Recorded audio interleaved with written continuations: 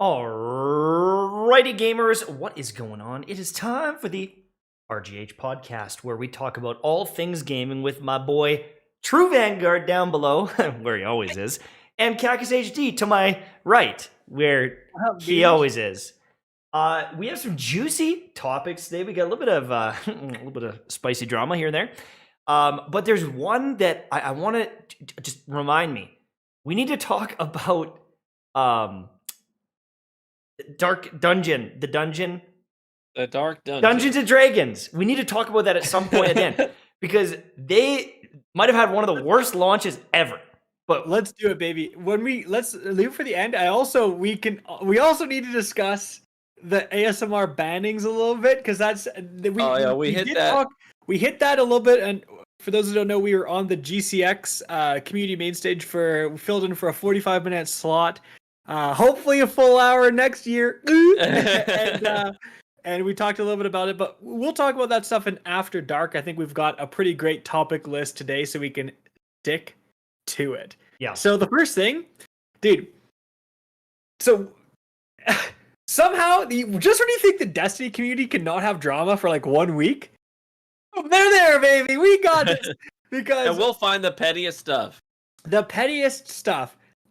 So what happened was are you sipping your tea, Tash? It's actually a poor man's pina colada. It's got some white rum and a little bit of pineapple-esque juice. So it's rum and pineapple. It's not good. Rum and pineapple. Right, it's not good. It's a pina colada. Okay, all right.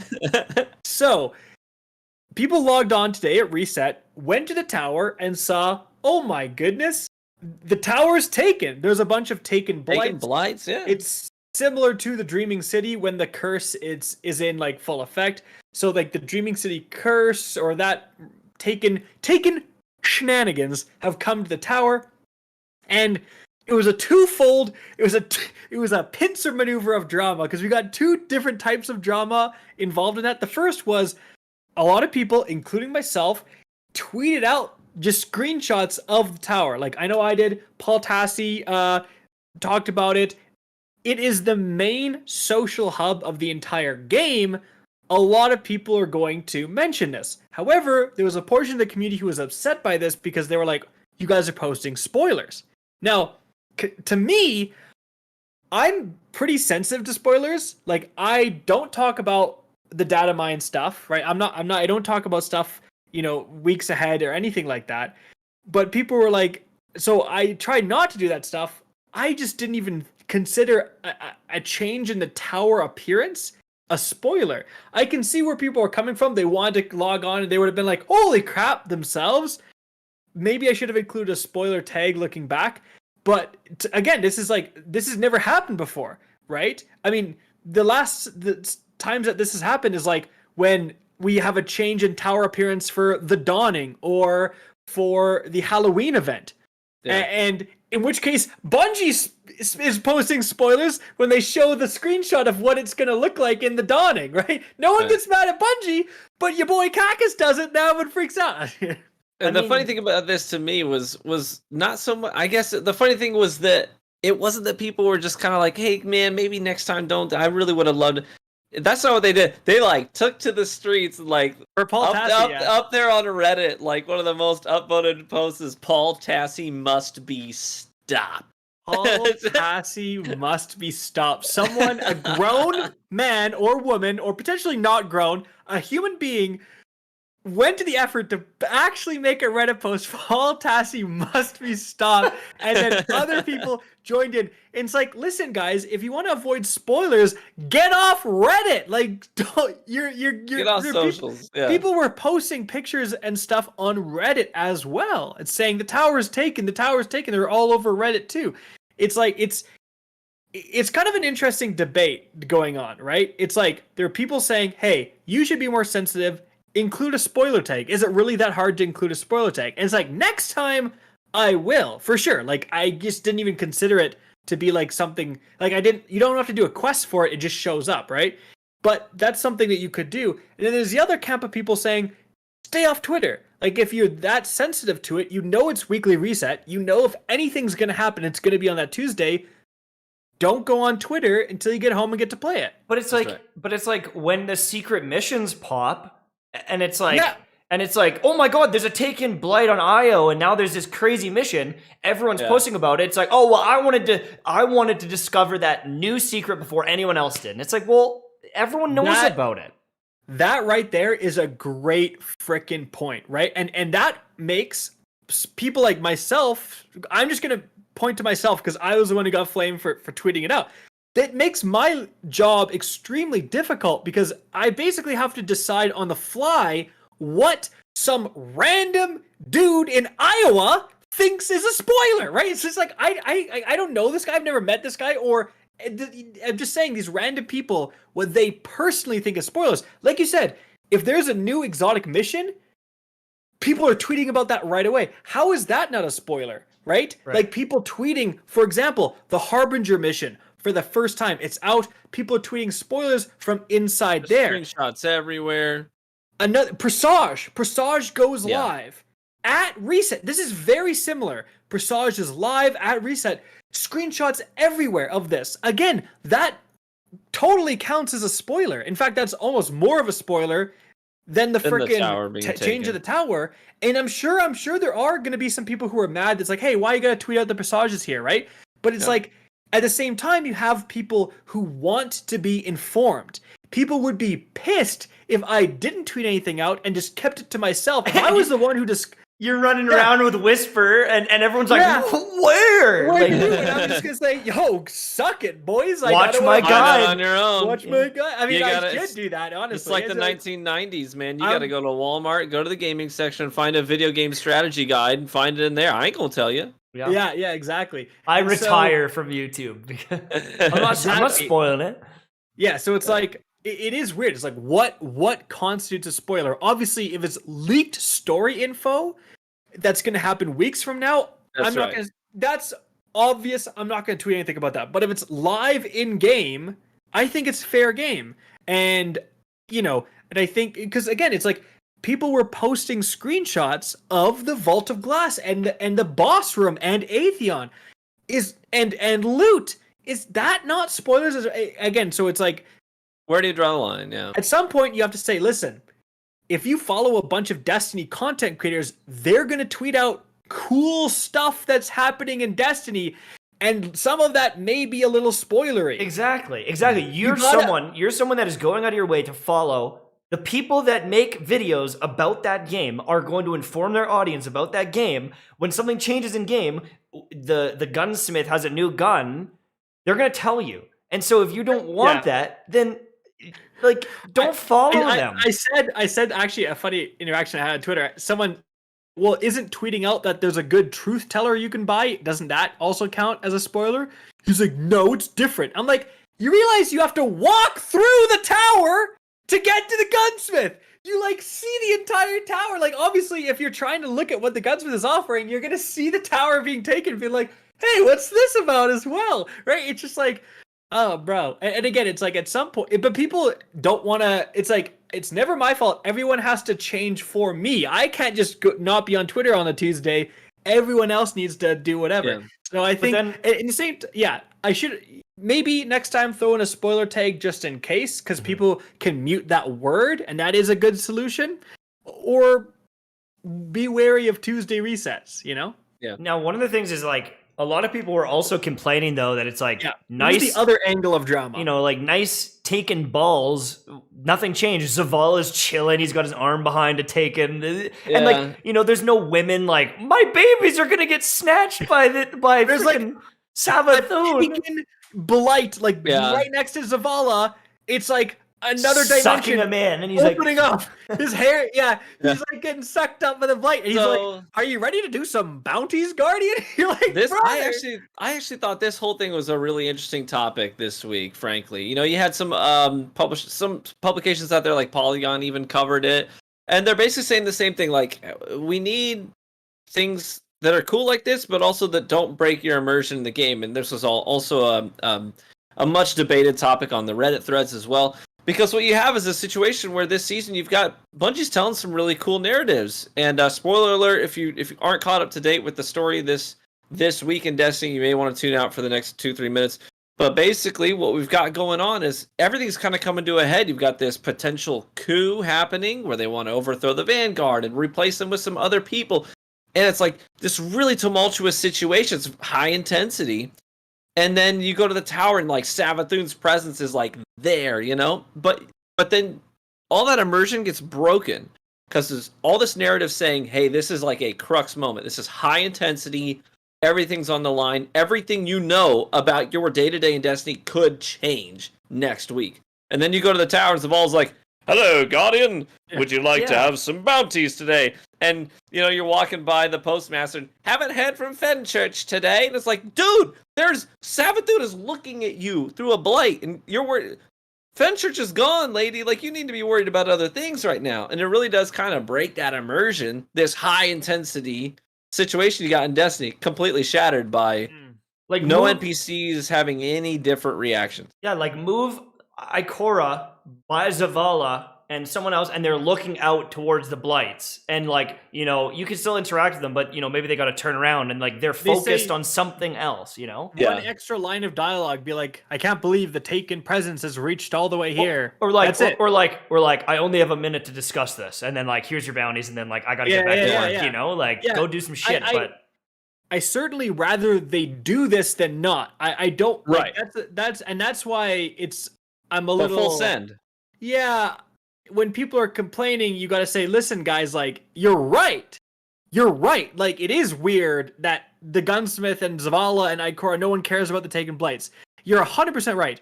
But then you got to ask yourself, hold on, would Bungie have the resources to do this if they had to change a bunch of dialogue for all the... There's a crap ton of NPCs in the tower. Like, are you going to just change Zavala and Ikora?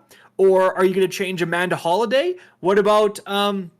Save 14 when he's available for the weekend. What about Zur? What about the Ada 1? You have the Drifter. You have so many Hawthorne. Is she finally gonna stop saying, what does she say? You just don't quit, do you? This is my bird. Yeah.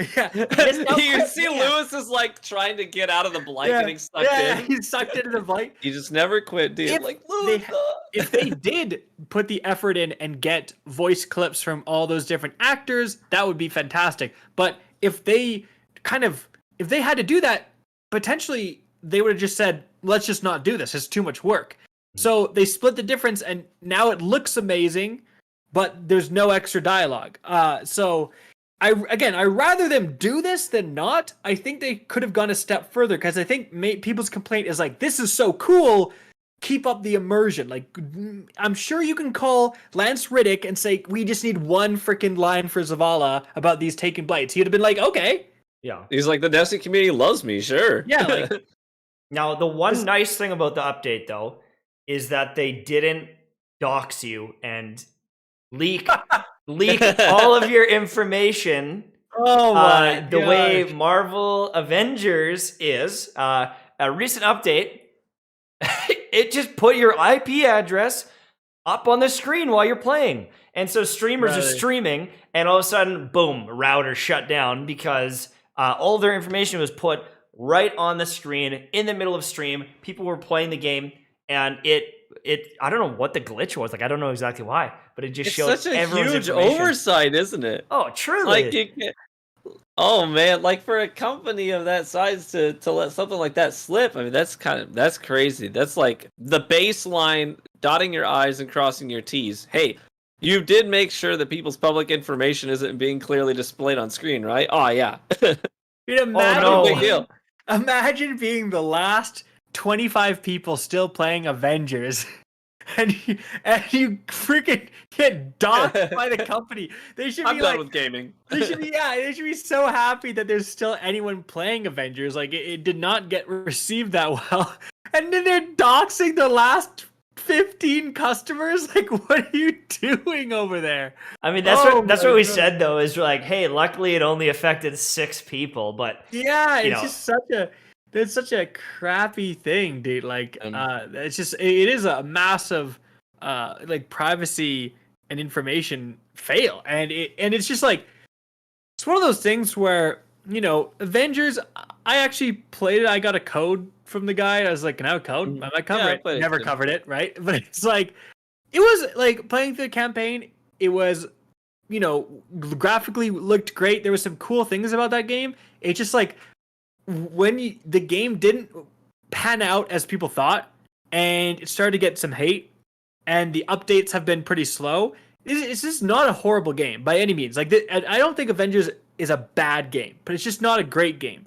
And But so is when it, you is have it even a good game though? Like it's like this is a video game. pretty basic. It's pretty like this is a game. You can fight things, but I feel like there's so many of those now where it's like I think this it's is a game. Yeah, I think it's become more towards good with all the updates. Like if you haven't played in a while and you log back on, there's a bunch more characters and stuff, which is pretty sweet. But here's the thing: it's like they can't afford this. Like they don't have enough goodwill to take this hit. They don't have the player base to take hits like this, and so people hear it who aren't playing, like us, and they just make fun of them. And it's like, now are you gonna go back and play? Are you gonna? If you haven't been playing Avengers, are you gonna hear the news that they've doxed the last 15 customers have, and then you're like, you know what? I haven't tried that game in a while. I'm gonna boot it up. No, you're gonna be like, hell no, I'm not playing that game now. Yeah. No, exactly.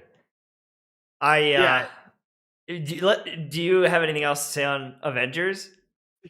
Because Not on Avengers specifically. Yeah, I want to hammer the Cyberpunk thing because This one's You want to interesting. go to Cyberpunk? you just go to Cyberpunk. Just go to Cyberpunk. Yeah, let's go to Cyberpunk because this is hilarious, dude.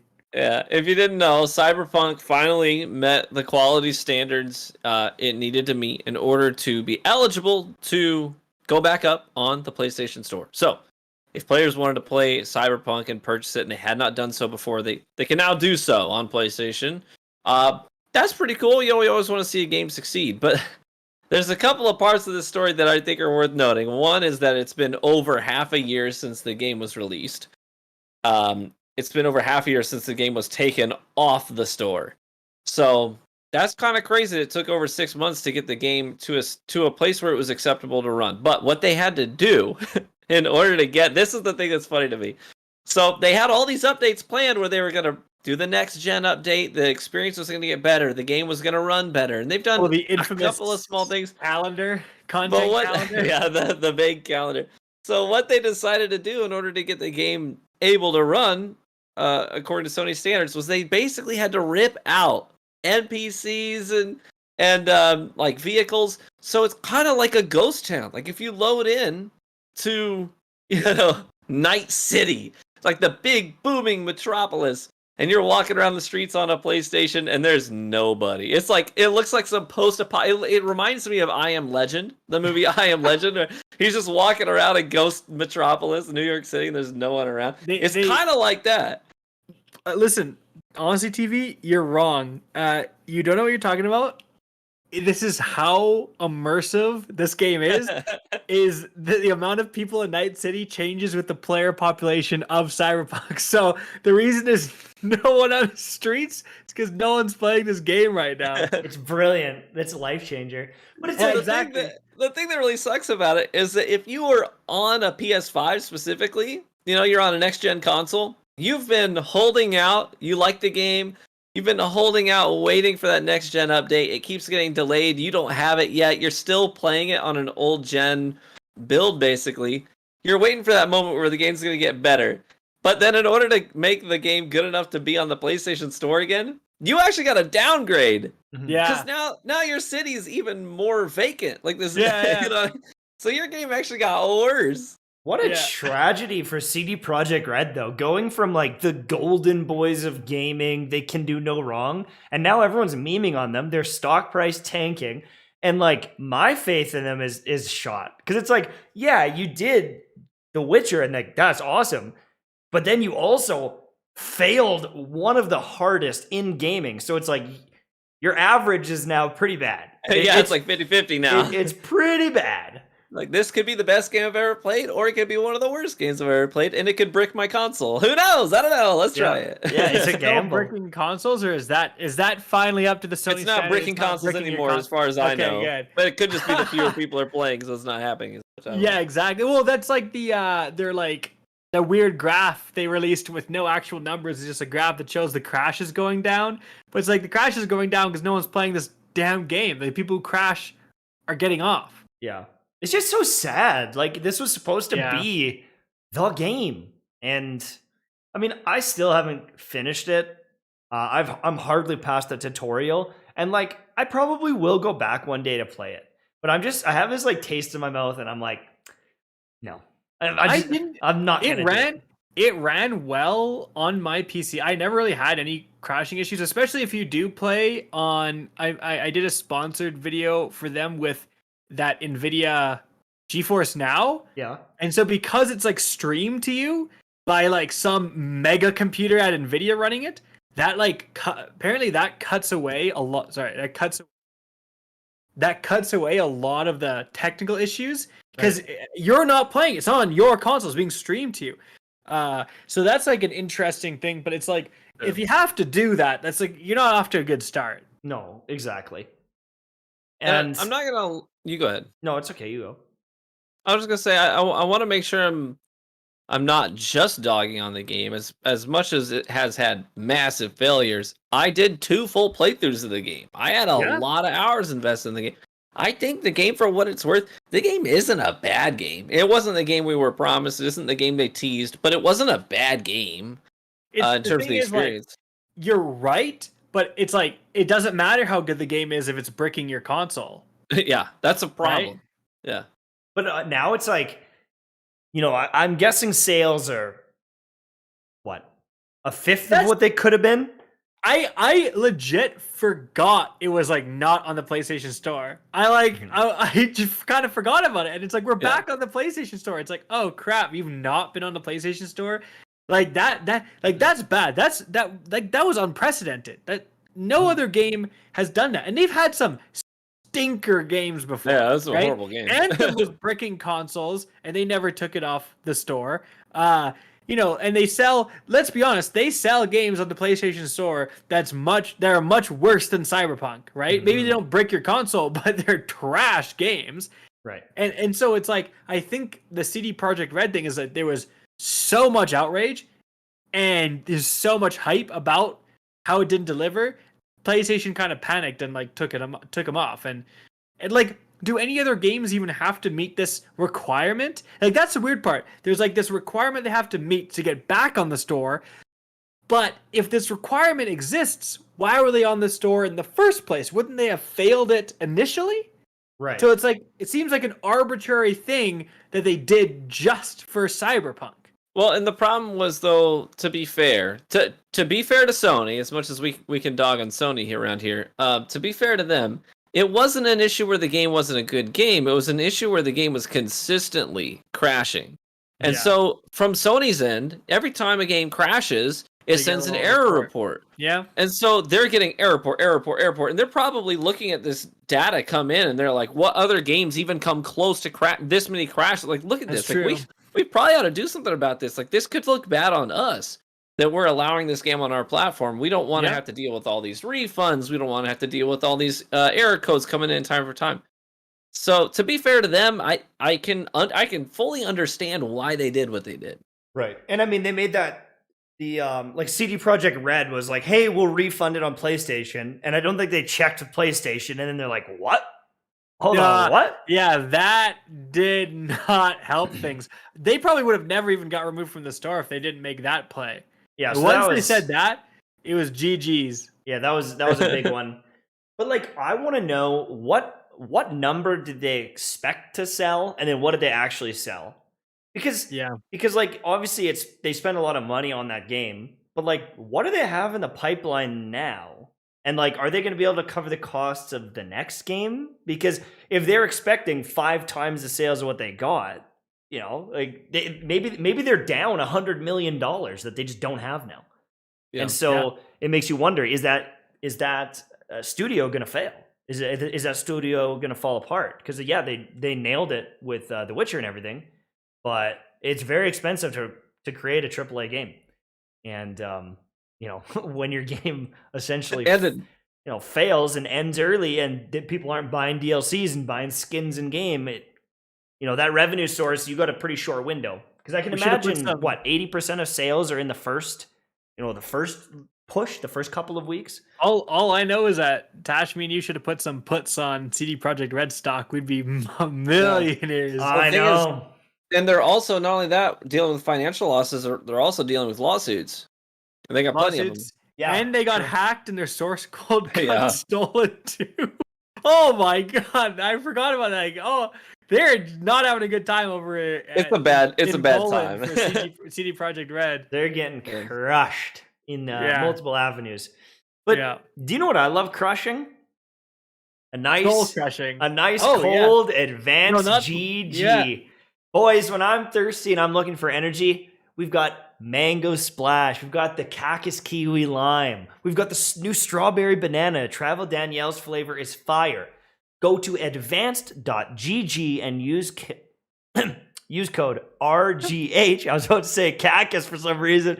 Use code RGH to support the podcast. Get yourself 10% off the best energy drinks, period. They're incredible.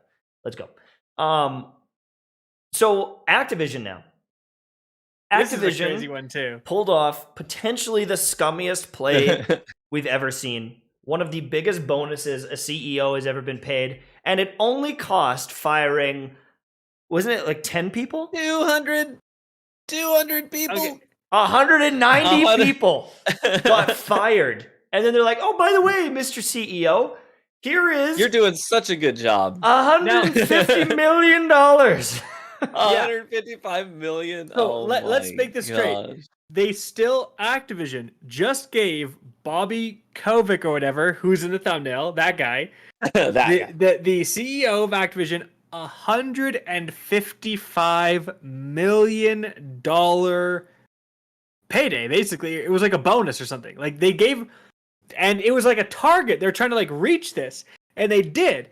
So not too long ago, in order to reach this insane $155 million payday for the CEO, we covered on this podcast that they fired about 200 employees, and part of their like severance packages, they got a $200 gift card to Battle.net.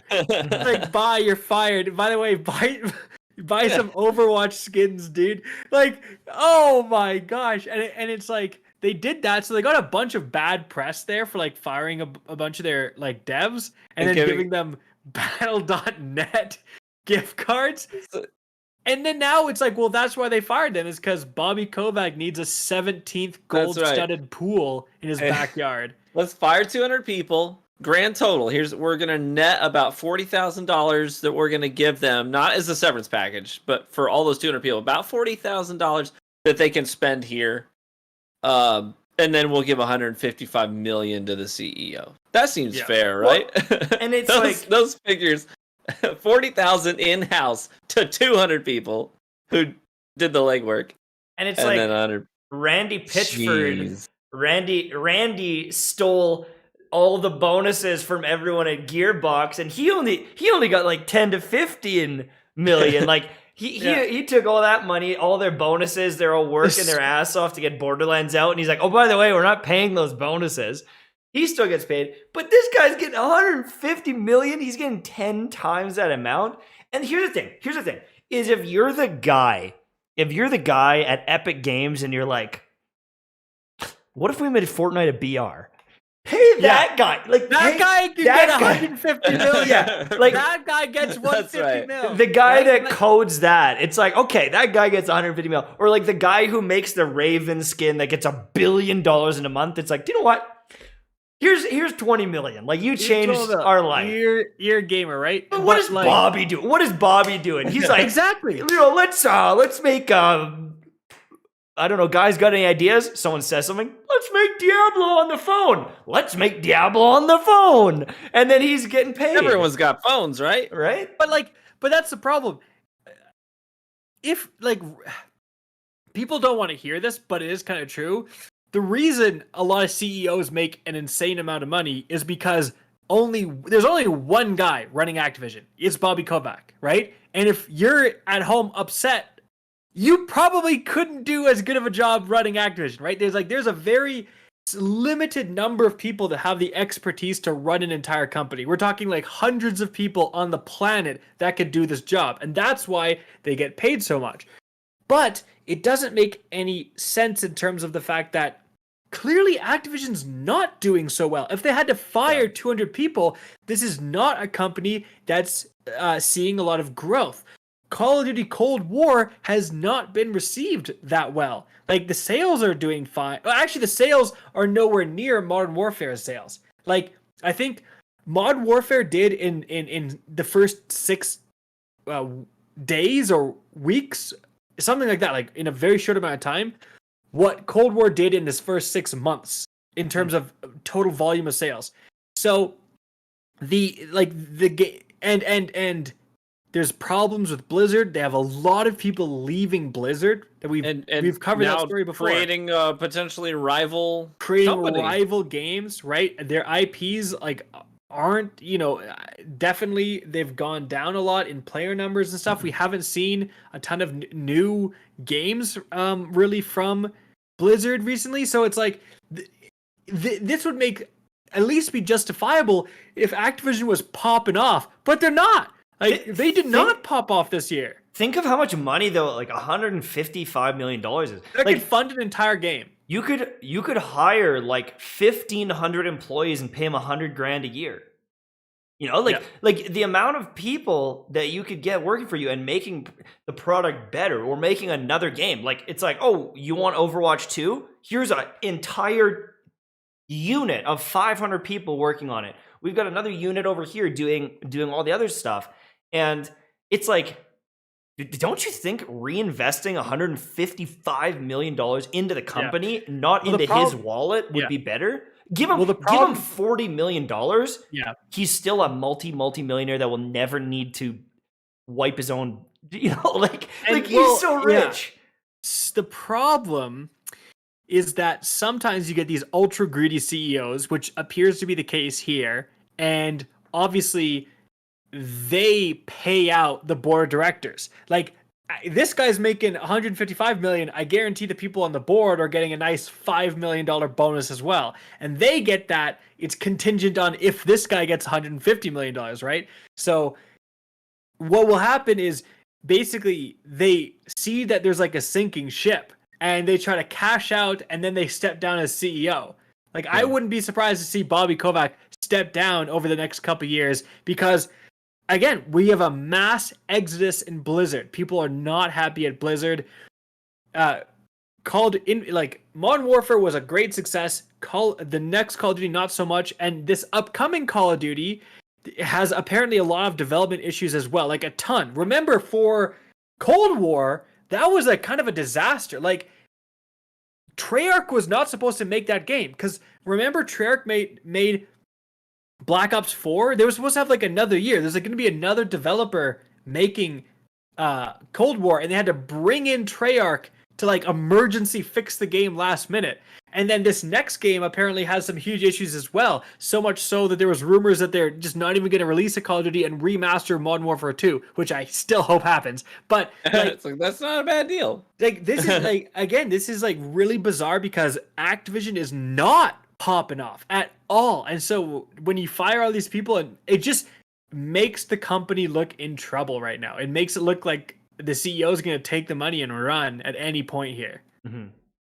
And I mean, they do have Overwatch 2, but like that game needs to pop off because they've been developing that, and they've got some of the World of Warcraft stuff. Yeah, Kaplan's gone, and like they've got some Warcraft stuff.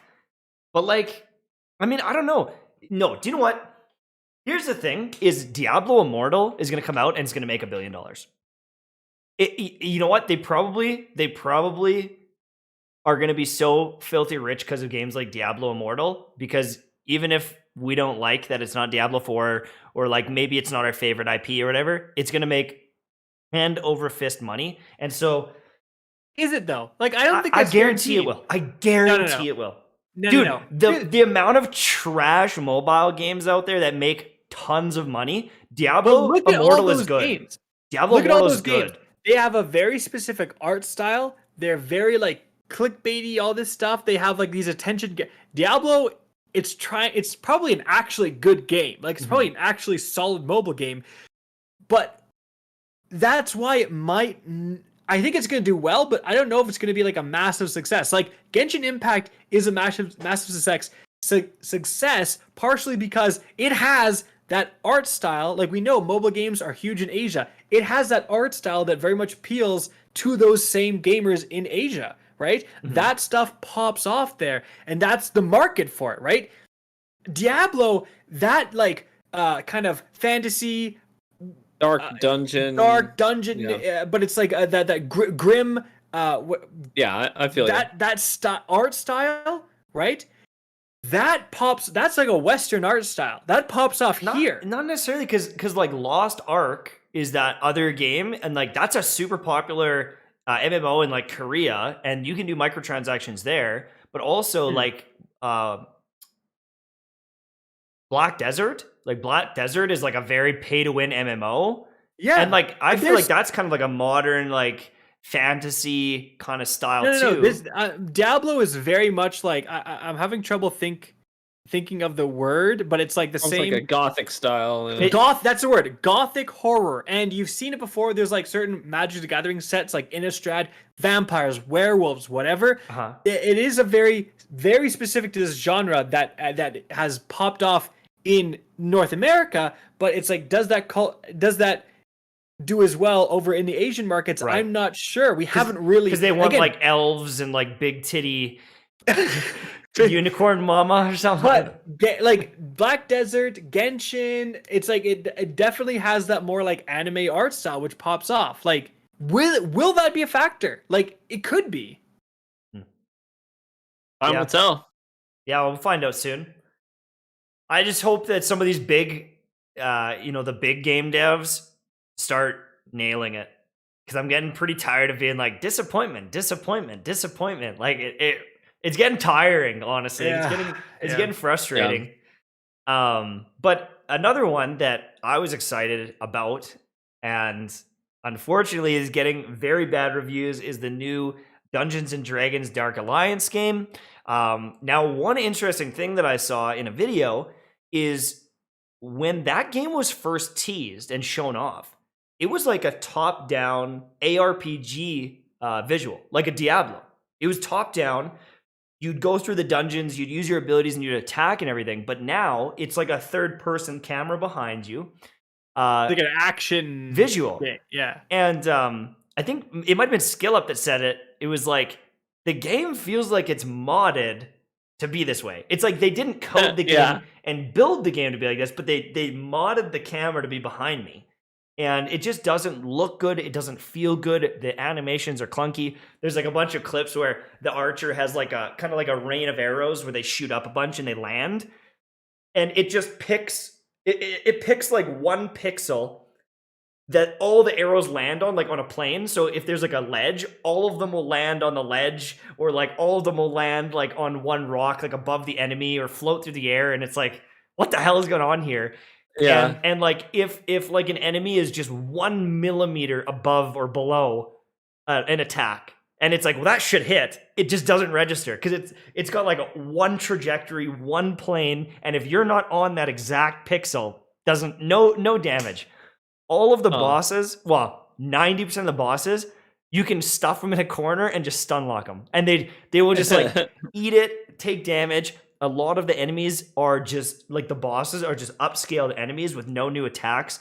Many of the attacks don't even have animations. So there's like a guy that has a grappling hook. He hooks you and drags you, and you just kind of T-pose into him. You just kind of slide along the ground. And it's like, should this game have been released? It is getting hammered in some of the reviews. People are saying it's the worst game of the year. I was gonna say, didn't SkillUp say it was the worst game? Worst game he's played of 2021. And I think Goth was like, yikes. And Carnage, he was like, they should not have released this game. Like, yikes. But I mean, yeah, it seems. Oh man, like, but honestly, I guarantee that's because of Hasbro.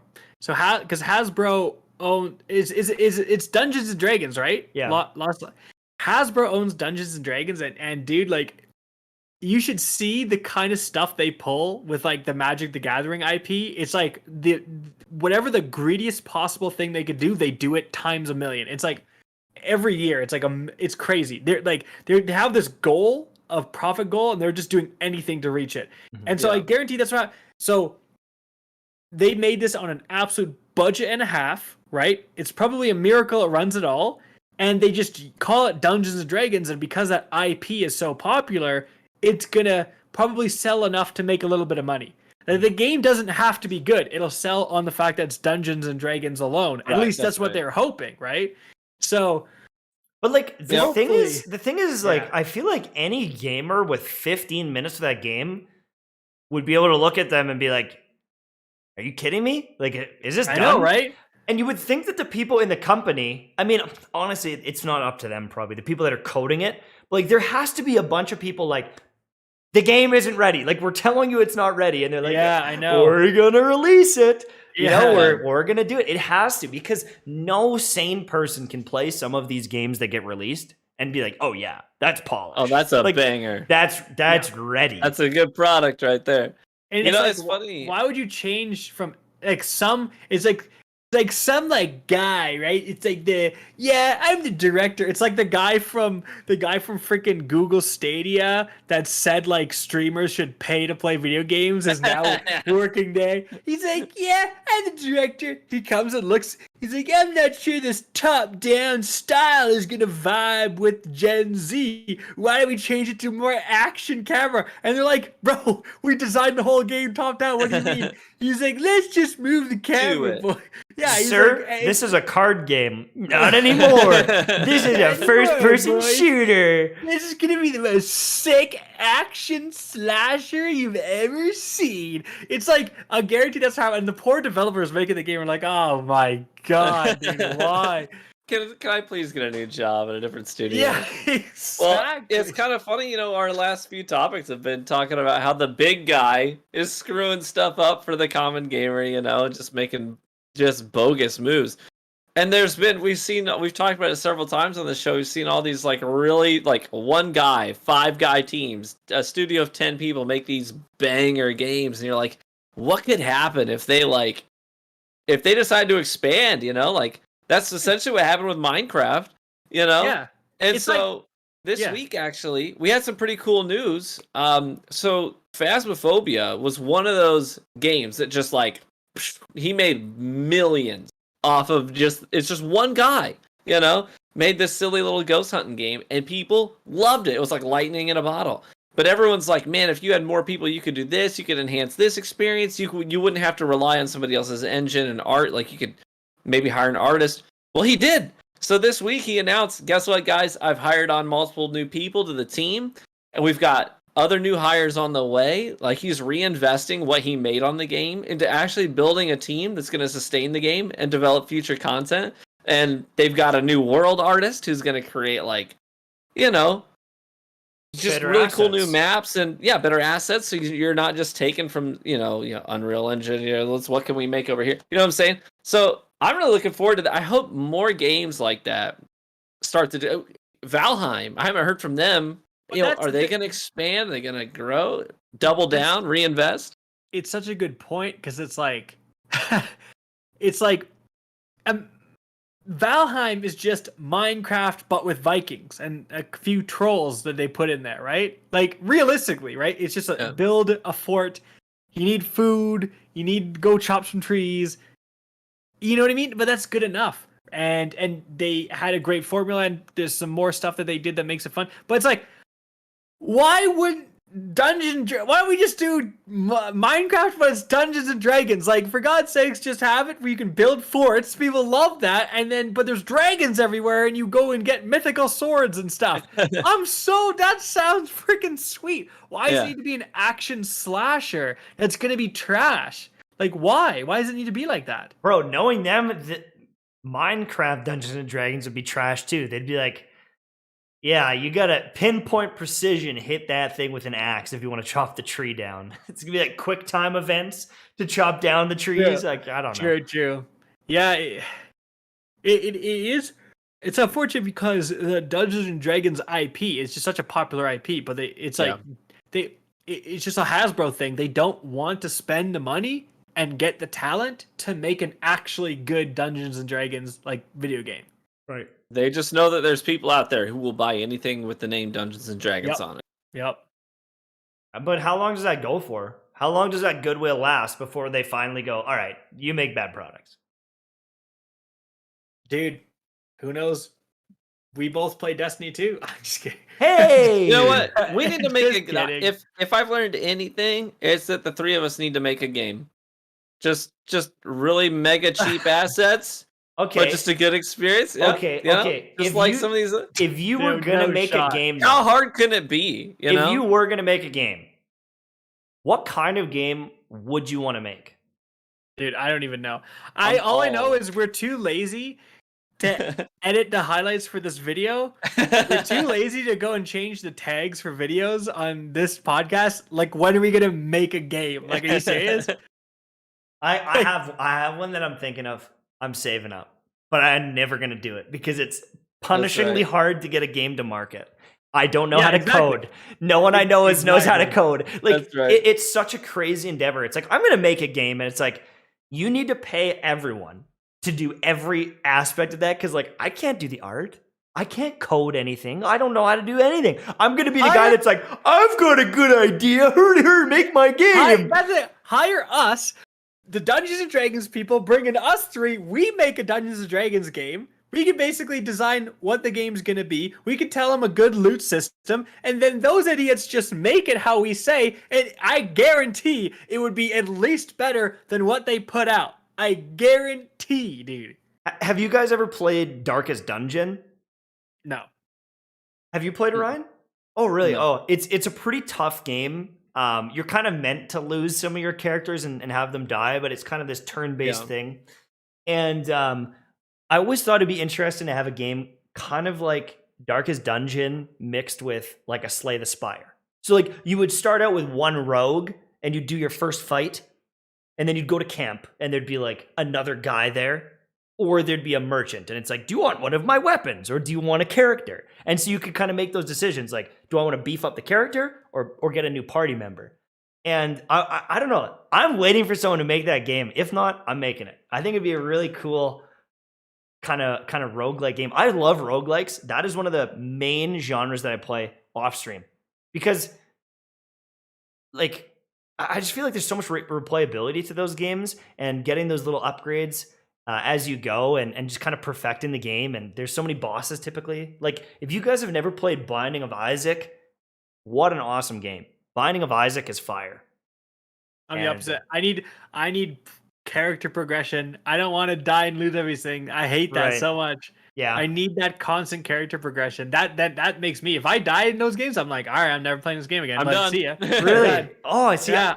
I'm playing this one right now called Last Spell, and like the first night, like there's zombies kind of coming in and attacking your town, and like if you make it to the third night, you're a god. Like you literally will not survive. But then you know, the more you kill, you start getting little upgrades, and then you can kind of make progress. Like your characters spawn with 5 more mana, and then they spawn with a shield, and then now you can get 4 characters, and you kind of make your way up. and Yeah, you go like further. that's that constant progression. I like that way. So I better. think you would like a rogue light. So you don't lose completely everything. You're still making progress, but like it kind of resets the Yeah, beginning. exactly. And you're just a bit stronger now. So you'd probably like rogue lights, like Darkest Dead Cells is like a rogue light. You can kind of Yeah. get upgrades Yeah. as you go, and stuff like that's why like I don't like losing everything. Mhm.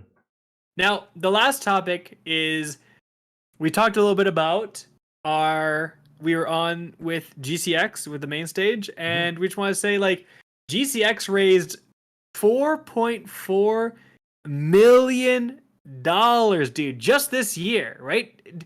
Yeah. I was too afraid to ask. Does it tick over? Is the 4.4 like start again until the next GCX, or is it just the yearly total? That's the total for their marathon this year. So is it next year will be a completely Is it different. still going until 2022 starts? Well, I don't know what their schedule's like. I don't know if they continue if they've got more No, streamers. like this total. Like, will 4.4 million keep counting out until 2022 starts? I guess in theory, if people still donated, or Yeah. until the next event, it would be like Yeah. zero Yeah. again. I'm a little confused about that, but that's beside the point. The point is like $4.4 million this year is insane. Like, And like it wasn't even in person this time, and unfortunately, the space station thing was bugged. had issues. Major issues. People couldn't get in, so I think a lot of the hype there is gone. But just when everyone's going to Florida and doing the event in person, I think some of the big companies as well being there in person, they donate money and they give money, and it's just a different vibe. So the fact that they still did 4.4 million is amazing. The fact that they did 4.4 million when people have lost their jobs, people have been sick, people have been locked in their house, people are just, getting by. That's still pretty amazing in my opinion. Yeah, you think about how St. Jude's, to put things into perspective for folks, there are like multi-million-dollar corporations out there. I'm talking like Macy's, Nike, that donate less than that in a year to St. Jude's, and they are some of the major sponsored supporters of St. Jude. If you go to St. Jude's landing page and you go to sponsors or donors, you're going to see these big multi-million-dollar corporations right there in your face. Most of them give less than GCX. Just a community of gamers have donated in the past several years. The biggest donor in the history of St. Jude is actually Domino's Pizza, and they had pledged it was $100 million over the course of 10 years, so $10 million a year for 10 years.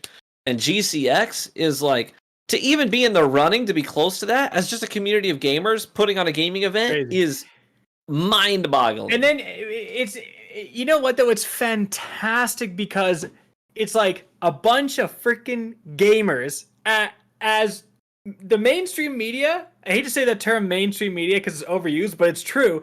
The mainstream media would have you believe are like living in their mom's basement and like, you know what I mean, coming up for air every once in a while. Meanwhile, they've raised $4.4 million just this year, right? Towards, supporting sick kids, which is fantastic. And it just kind of destroys the narrative of like gaming is evil. Like gaming, it's like you always hear those stories of like all these they're making your kids violent. Incels gamers who are like, all these bad things about gamers. Yeah, that makes them violent. They're gonna go out and go on a shooting spree because they played Call of Duty. It's like, okay, no, they're not.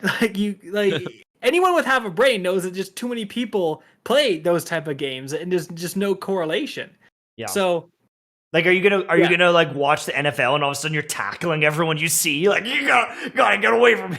Like, well, it's just this like false equivalency. Like, people will look, oh, so and so committed a terrible thing, and he does something. He read a book I don't like, or played a video game and I don't like video games, and did this terrible thing.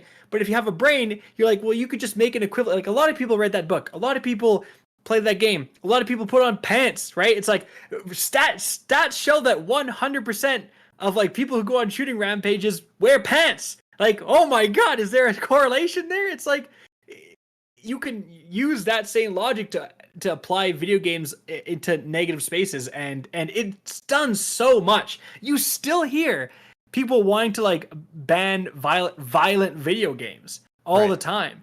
And it's like how are video games churning out these like evil, violent people? GCX started as Guardian Con. Destiny is a first-person shooter, right? And you go around slaughtering alien races, to which we found out recently are kind of nice guys, the Fallen. We've maybe committed a genocide or two on accident, trying to complete some bounties.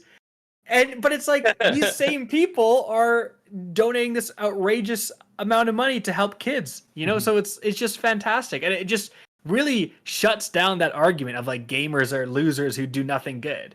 Yeah, I mean, some of them like us, but you're gonna have there's loser astrophysicists, right? There's losers of everything. It's not like, of course, there's so many gamers. You're gonna have bad gamers, right? Yeah, right. Of course.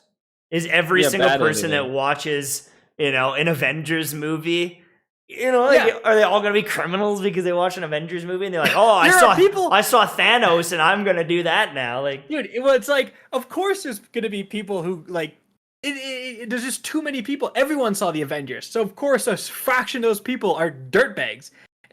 So many people are gamers. Of course, a fraction are dirtbags, right? Like, it's just that argument is just so dumb. Yeah. But anyways, that's it for the main topics today. Great. Fantastic topics overall.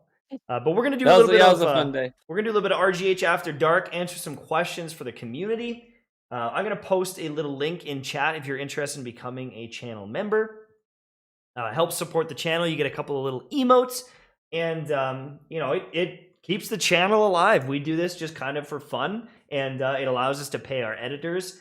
We got some new memberships today. I'm just gonna read those out really quickly. We got a super chat. From Andrew, if you like roguelikes, you need to play Returnal. I haven't played it yet. I've heard great things. I've heard nothing but good things. Judson Watkins, I'm surprised Bungie hasn't shown their new game Matter. I think we're away. We're not gonna see that for years. Yeah, we're away from that. We also got some new membership. Joshua Mitchell with a new membership. Thank you so much. And I'm just gonna post a link there if you do want to become a member and throw a couple dollars our way. Appreciate it. Link is right there. Thank you so much to anybody who took the time to hit the like button on our live stream today. Really appreciate that. That goes a long way in helping us out in the algorithm, helping new people find the show. Yeah. So we appreciate that as well. Exactly. But yeah, tell your friends. Tell your friends about this. If you like this podcast, tell your friends about it, because we can't. All three of our channels are dying. We can't have our fourth side channel also dying, bro. You know what I mean? Obviously, you know, things are gonna come and go, but if you like something, you have to go. I hate to say it, but you really do have to go out of your way. You have to hit that like notification bell. You have to tell your friends about it, because it's so much analytics driven. People will ask me years and years. They've been saying, "Where's the fan-made exotics videos?" Right? But it's like no one was watching them. Near the end of that series, you guys didn't show up. And so if you enjoyed it that much, you're going to ask me years later, you got to like put forth a little bit of the effort, tell people about it, like, share, so that the analytics will drive more content. Like it's just I'm just being blunt. This is just a blunt reality of this type of content. If you like something, but it has trash views, it's unlikely that person's going to make it again. Now, the other thing though is, as content creators, we need to adapt. And I mean, I can't see your microphone, but I can see Ryan's. I see mine, and there is not an ear anywhere to be found on those microphones. I don't see an ear. I don't see a receptacle to fart into. And if you don't know what we're talking about, I did not know where you're going for a bit there. There was the hot tub meta, and people were like, "You go, girl, you do your thing." And then it transitioned into the ear-licking ASMR with their booty in the air. Yoga pose, fart streams. And many people were saying, all right, you keep going, girl. And now Amaranth and Indie Fox got banned. I think Adriana Cheshnish, who's like another streamer, got banned. And they're like, okay, this is crossing the line. Because for 4-6 hours straight, they're sitting there licking and talking in ASMR with their booty in the air. And now some people are like, well, ASMR. It's ASMR, but it's like this is the angle. Like you could do ASMR from this angle. Why you gotta have your ass? Right. Like, it's always a very specific angle. You don't even need a camera on for ASMR. It's an audio thing. And like the thing is with ASMR, there are some channels that they do some cool stuff. Sometimes they have to make props so they can do cool noises in your ear. And I understand some people find it maybe relaxing. You are not going to Amaranth or Indie Fox's stream to be relaxed. You cannot tell me that. You can't tell me for 1 second you were relaxed. Liars, bro. Oh, I listen to ASMR to go to sleep. You listen to ASMR to do something else that maybe will help you sleep. But you are not listening to ASMR. Shut the heck up, dude. Bro. It was like, hold on. Like when they're licking that microphone, I revolt. Like it sounds so disgusting. So you're either listening to it and you are disgusted, or you're turned on. There's no relaxation when someone's licking a microphone. Like that just does not happen. I'm sorry. Anyways, go Ryan. It is purely sexual. I have a tangent. I'm gonna let you go. Go first. Before I interrupt, you go first. Actually, All right, so I will tell you guys, Okay. basically where I fell with this, I think where a lot of other people fall is, it's not that we are anti that kind of I think that if people want to make that kind of content and people want to view that kind of content, who am I to say don't do it? The question here is really, is Twitch the right platform for it? And where I would fall off the log is I would say I think that's too far for Twitch because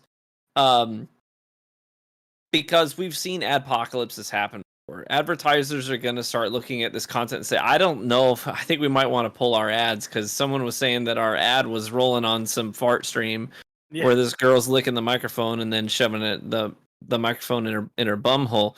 Yeah, I don't think that's really what we want for our brand. And what happens then is that affects everyone else on the platform. So if I'm on that platform, if my buddy's on that platform and he does family-friendly content, he's a straight shooter, and he does very thoughtful, intentional content that's just very uplifting gaming related stuff, he now makes less money because of what somebody else did on the platform. And before you say there's no way that would happen, guess what? It's already happened on other platforms. YouTubers have gone through an apocalypse that was crippling for a lot of people who made content there. People had to pack it up and call it quits. And at the end of the day, you have to start saying, it's not about is the content bad. It's is this the right place for that content, and how is it going to affect everyone else there? Especially since some of these ASMR streamers, they weren't even tagging like an adults only stream. You could go to it without confirming your age, and it was clearly like sexualized. Mhm. Like that's the thing I want to say. This has kind of shined a light.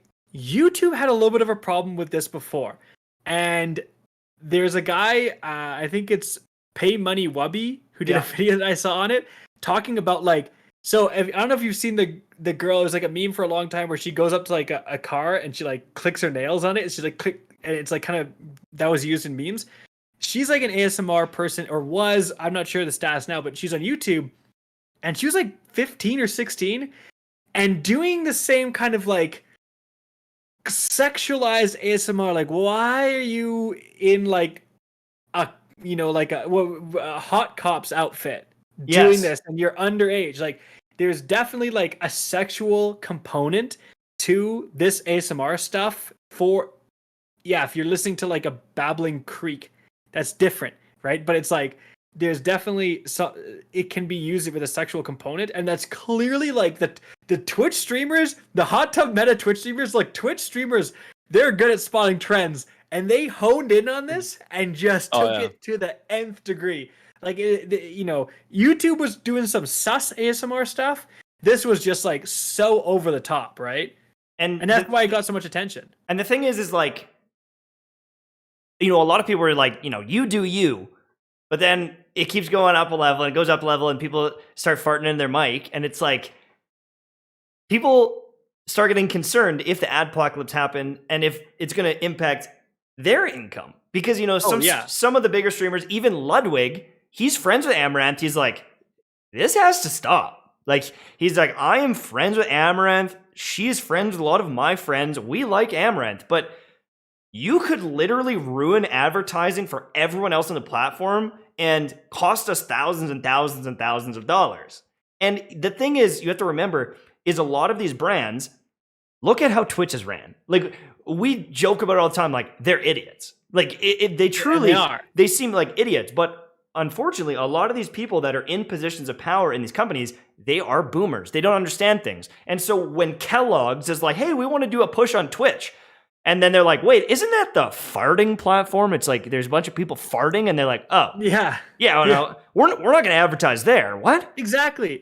You have all these family, Johnson & Johnson, a family company, and they want to go. And it's like going on a bikini stream, and she's riding Pickle Rick, dry humping it. It's like, wait a second. Yeah, exactly. We're not going to throw millions of dollars at, this company. And, it impacts a lot of things. Because if they're not paying Twitch, maybe Twitch can't finally upgrade their servers for better bitrate. It affects things way down the line. It affects content creators specifically because those companies just don't sponsor them the way they could have. And, it might not affect me. It might not affect Kackis. It might not affect Ryan. But maybe you have a favorite content creator that gets screwed over because of this. There might be a smaller creator that was almost able to go full time, almost able to make it, and then their ads get taken away, and that's $150, $200 a month that now they can't pay their rent the same way. And so it is not even about all the big people losing the big sponsors. It is about that extra few dollars here and there that could be taken away. So just saying. What also was going to happen is like you could see Twitch go down the road of we need to make sure that adults only streams are labeled as such, and then they get a lot more strict and they start getting people in trouble for swearing and stuff like that, or maybe like talking about some risque stuff for a tiny bit and then moving on with their Warzone gameplay stream, right? Like you could see a crackdown on like making sure that everyone is confirm your age, like this is adult stream, like any sort of sexual content adult stream, any you just naturally gifted in the Chestal region and you're not even wearing inappropriate clothes, we could see that suddenly be like, oh, you're adults only stream, right? Because Twitch has that confirm your age thing. They're just kind of letting people get away with not doing it a lot. One of the things we could see Twitch do is really go hard on that. Yeah, it's tough to say.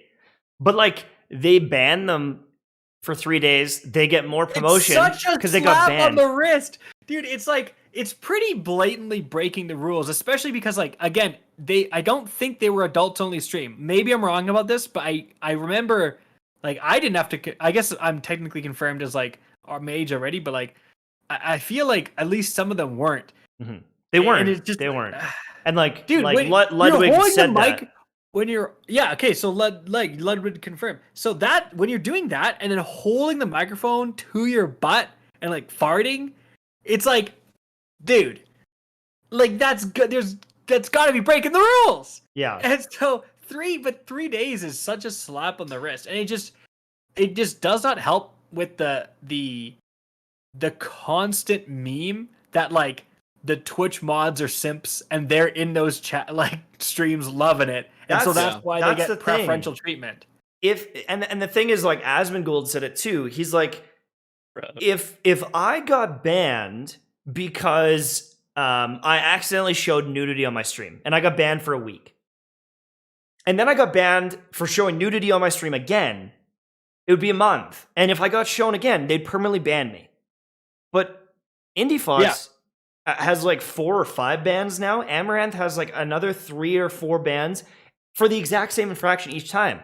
And so it's like, well, it's not escalating, but also it obviously isn't permanent. And it's like, well, where do you draw the line? Because some people, if they broke the rule and they repeatedly and maybe not purposely, but like if they're doing the exact same thing, if they're doing the exact same thing, you said, don't do that, and they keep doing it, when do they get banned? Like other people are going to get banned for that, but they don't. So they get banned for 3 days. They've been banned 4 times before, all for the same thing, for basically pushing sexual content too far and potentially for not labeling their streams as adult only. You get banned for a whole week for telling people not to bully someone. Like, yeah. And it's hard for a reasonable. The thing is, human beings recognize patterns, right? And we're very good at recognizing patterns. That's how we've survived as a species. So people will just see all these streamers, gamers, and male streamers getting banned for not much, and then they see these female streamers skirt bans and get extremely little bans.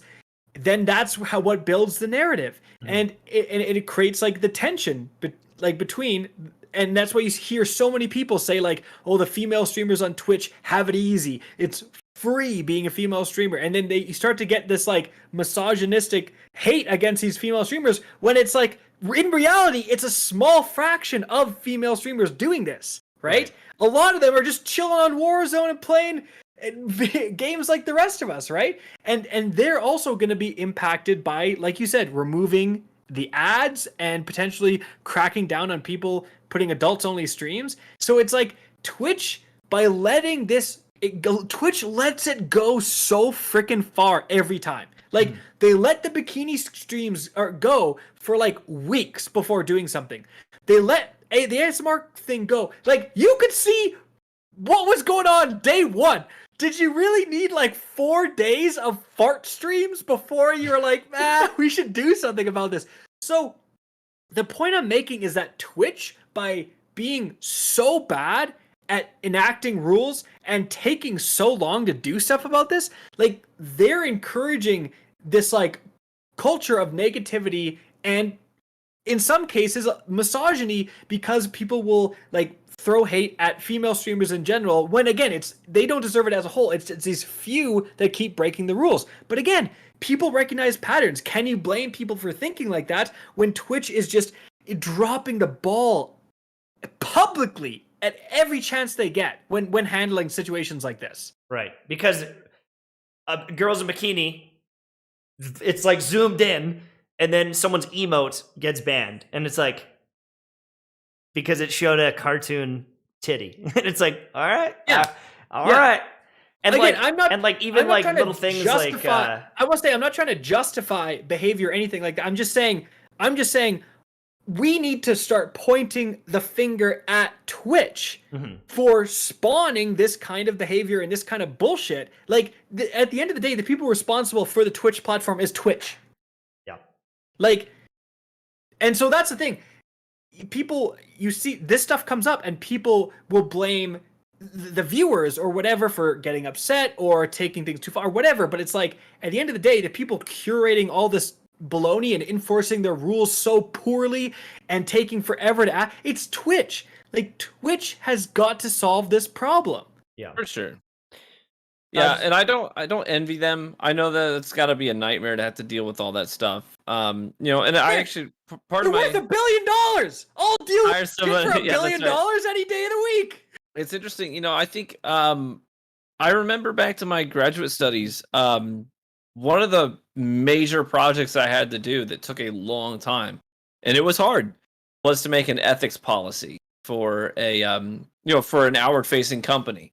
And it was a genuine challenge to come up with, you know, code of conduct, acceptable behavior. And it had to be all, what's internal had to be monitored, what's external had to be monitored, and it was a lot of work. It was really challenging, but there's a lot of value in it, and I think that it would probably behoove them to have somebody on board who is formally trained in such things, you know. To have the expertise to come to the table and say, all right, here's all the things you guys are not thinking about that you should be thinking about. Trust me, I've studied up on this. You know what I mean? I feel like that could give them I feel like that would give them an advantage in situations like this, at least to help prevent situations like this from ever happening to begin with. Yeah, because it's like, it just seems to keep happening. They keep messing up. How many weeks in a row is it just like, what did they do? What did they do? Like, I don't hear McDonald's like just like making bonehead plays week after week after week. Maybe it's because they don't, you know, it's just the McDonald's brand. There's Twitch streamers that, you know, they have their following, and like, it's so much more public. Yeah, that is probably a big part of it. But I mean, still, you're right though. It's like YouTube. I mean, YouTube does dumb stuff all the time, but not to this degree, right? It's Twitch just are every turn they're handling it so bad, and a lot of it has to do with these bans. If I was the Twitch CEO, it'd be so easy. Have a clear set of rules. Everyone who's in charge of bans, fire everyone. They're all gone. You guys clearly are inept at your jobs. Get in a new staff. Have an extensive training onto what is deserving of a ban, what isn't. You have strict rules. And you make it a corporate policy that if someone gets banned, you have to provide which stream or the part of the stream in which the infraction occurred. And we have a determined length, again, based on a strict set of rules. Yeah. Easy peasy. Because right now, they're just like upholden to no one. And we've talked about this before. Like, you have a Twitch manager, Tash. If you get banned for something, your Twitch manager likely won't be able to reach out to the person who banned you. Powerless. They're like, we can try, but like, we won't get any like response. The people who are in charge of the bans are like a splinter cell group. Like, they're just like off making their own crazy decisions. Yeah, just really quickly, I want to shout out, we got a $69.69 donation from Jimmy Rodeo. In the chat, 6969. Thank you so much. We got a $10 from Shiver. I'm away from home training for a new job, and you boys made my Wednesday. I'm blessed. Thank you so much, Shiver, for the $10. And then Squid says, "Hey, can we talk about Shadebinder?" No. We're not bringing up that can of worms again in chat. Everyone's gonna be roasting Shadebinder again. But I don't know. Do we have any other major burning things, or are we gonna call it today? I don't think. I'm pretty good. I feel like we hammered it home with the farting. Yeah, dude, it's just like it just blows my mind that it's strange because the weird thing is Twitch came out with the hot tub stream, and maybe where they made that statement where it's like it's not problematic to be sexy or something like that, right? Yeah. It's not like you're not gonna get banned for being sexy. You're not gonna get banned if people think you're sexy. Yeah, something like that. You can't help it. You can't help it if people are attracted to you. But and so they kind of were taking the stance of like, come on, guys, like some girls in bikinis. Go to a beach, you'll see the same thing. Maybe they won't be humping the pickle Rick floaty so much in public, but you know what I mean? Hey, it's some hot girls in bikinis. What are you gonna do? But then that statement almost like emboldened people to be like, well, it's like if we got away with that, if you didn't draw the line there, where is the line? How far can we push it? The thing is like, why did the ASMR people get banned? Was it because of I still think that the fact that no one is talking about like how it should all just be like, if you're in the hot tub thing, if you're doing ASMR streams, if it's even remotely sexual, it's marked adults only. That would solve a ton of these problems. And then you could have different advertising for like, do you want to advertise on every stream or adults only streams or both? That would solve everything. But like, again, if bikini streams are okay, and if humping Pickle Rick is okay, like, why is that? You're more clothed when you're doing an ASMR stream. You're just in like athletic, spandex pants or whatever. You're in like yoga pants. You're just farting. Is it the farts? Is it the actual act of farting into a mic or licking the mic that? Well, that's the thing. Is like when you're on the Pickle Rick and you're in a bikini, you get that booty showing. I love how we're breaking it down, right? But like that would technically be like less revealing, because like there are times where the pickle turns around and you get a booty shot. Like it's looking over the back, right? And you would say, well, that's more revealing, even though they are posed. But like maybe it's because it's so obvious that they're putting the booty there. Like maybe that's part of it. Maybe it's a fact that no person can lick a mic without it being sexual or gross. That even the Twitch mods that are normally like the white knight simping, they're like, oh god, that's too much. They heard that and they're like, oh, that's a little too much. My queen farted? No. Ban her instantly. She farts into the mic. I didn't know she could do that. But you had that one girl who got banned for queefing. Yeah. That was it. So it's like, maybe it's the bodily sounds. It's like, okay, we draw the line there. But Amaranth didn't fart into the mic. It was only Indie Fox, or tried to. But like, I'm gonna be. She has too much fiber in her diet. It's just too good of a diet. She can't even fart. I'm gonna be real. I remember this was a few years ago, back when I was on Twitch. I remember this one time where I was streaming, playing some Destiny PvP, and I remember in the middle of the stream, I had my headphones in, and I had to fart, and I thought this would probably be a quiet one, and I ripped one, and I thought to myself, I couldn't hear it because I had headphones on, but that felt like it was audible. Right. But so I looked at chat, and I didn't see anything in chat. Nobody caught it. So I was like, okay, it must have been clean. But then later that day, curiosity got the best of me. I rewinded on my past broadcast, and sure enough, I heard it come through loud and clear. I was like, bro, how did nobody call me out on this? You started this whole... TV was streaming as the farts fart before meta anyone was else. Me. Dude, this guy birthed the fart meta. But like, you know what's crazy though? It's like when someone's talking to their mic, it's like all muffled, like Call of Duty lobby, like, hey, what are you guys doing? Now imagine a fart into the walkie-talkie sound. like that's always the meme. They need they put modifiers on it, so it's you got these nice quality like Elgato Wave 3s. That fart's coming through like crisp and clear. You're gonna hear everything, bro. It's a symphony. We're not talking about anything. Go. Okay, My we wife gotta said, we "What gotta are you shut guys down talking this about?" stream. Shut Look it at- I do want to say, someone made a point in the chat, and it's like they just gotta ban someone. Like they, like legit. It's like, okay, Amaranth, you get a lot of viewers, but you've broken the rules. God knows how many times, and you don't. The thing is, like Amaranth and these, like they're not just gonna calm down. They're not gonna be like, it was fun as it lasted. Time to go play some RuneScape. It's like whatever the next sus meta is, they're gonna hop on that and get banned for a weekend and dial it back and then find something else. It's like they've literally been doing that for years now. At some point, Twitch has got to take a stance and say, listen, you're obviously intentionally breaking the rules if you get banned like 5 times, right? They just need to say like Amaranth banned, permanently banned for violating the rules. God knows how many times. No, that would send a message, and you would see people back off quite a bit, like from that. Because again, if you don't do something like that, it's gonna hurt all the streamers because advertisers will start to pull out. Like there are family brands that don't want to be associated with this type of stuff. And even though it might not be the most popular stuff on Twitch, it's the stuff that's getting the most attention and memes and everything. They have right? like 40,000 viewers. It's insanity. Yeah. And like that's the thing is like, making bank. do you think that they're gonna not do the meta, the sus stuff? Because they're making so much money from it. They're getting so many followers per day. Go look at their charts on Social Blade, and it's like, pff, they're not gonna be like, all right, guys, welcome to my Christian Minecraft stream.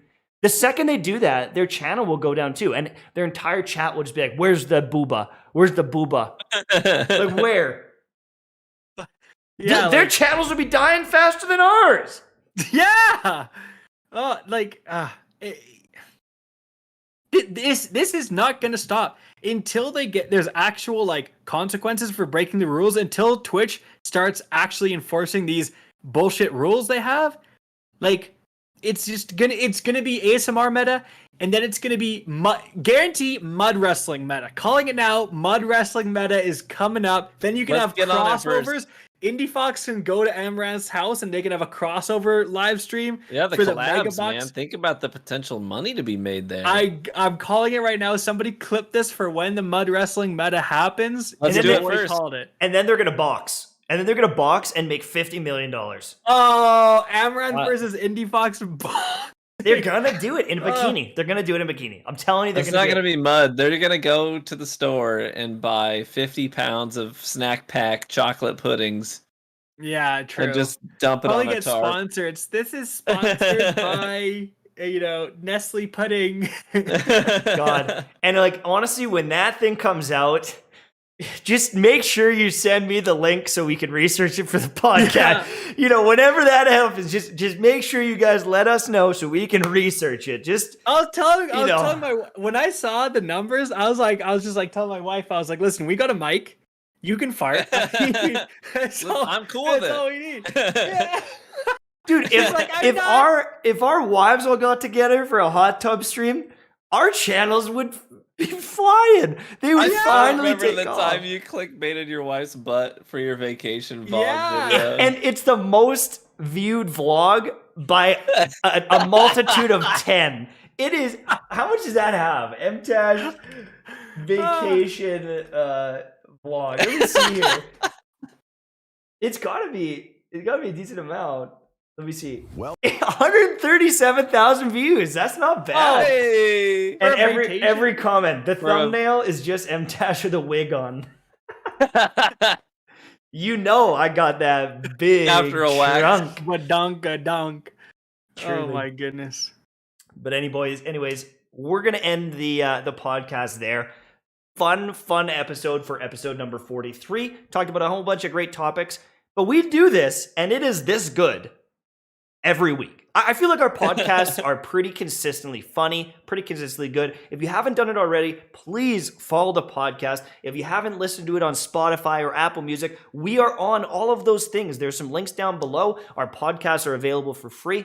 Make sure to subscribe, though, and hit the notification bell. But we do this every Wednesday night at 9 p.m. Eastern Time. Every Wednesday, other than next Wednesday. We forgot to tell you, Ryan. We have to miss next Wednesday because we're going away. I'm planning on still doing it. What? I was gonna I'm bringing my laptop. I'm bringing a little snowball, and You I can bring. Oh, you I'm going to gonna. the cabin? Where are you going? No, we're going to. Banff. We're going to Banff together. Oh, cool. Wait, Listen, we can do it. Like, if we you, can literally do it. It'll just be. I mean, it'll be scuffed because it'll. how be would I too- stream it though? That's the only issue. Because we have to stream it. That's the only issue. Is like, Yeah, I'd have to do it. and It'd how have is to the be me. connection gonna be? I don't know. Maybe Well, when we you- can have. Wait. Okay. Well, maybe we'll miss that one day. The Or what first if- day we've missed. We could push it back to Friday. We could. We could discuss this Do after. Friday. We'll discuss it. Chat. We'll find out. Chat- We'll make a chat- post on chat's Twitter. here. We'll make a post on Twitter. Thank you guys for supporting us. We're the RGH podcast. I'm Mtashed, I'm KackisHD. I'm True Vanguard. and we will see you sometime next week. We hope. I Yeah. don't know. Maybe. Who knows? We'll All figure right. it out. Goodbye.